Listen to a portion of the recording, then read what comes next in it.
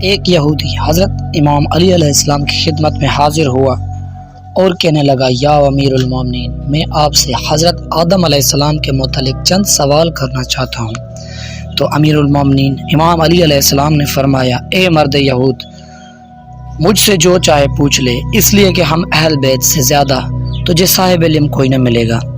یہودی نے کہا، یا امیر المومنین، مجھے یہ بتائیں کہ حضرت آدم علیہ السلام کا نام حضرت آدم علیہ السلام کیوں رکھا گیا؟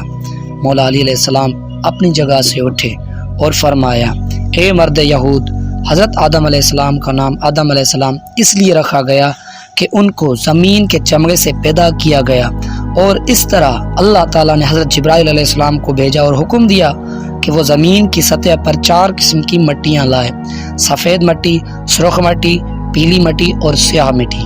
یہ ہموار اور نہ ہموار زمین سے لائے۔ پھر حکم دیا کہ اب 4 قسم کے پانی لائے، یعنی شیرین پانی، نمکین پانی، کڑوا پانی اور بدبودار پانی۔ جب سب پانی آ گئے تو حکم دیا کہ تمام پانی اور مٹی آپس میں ملا دیں۔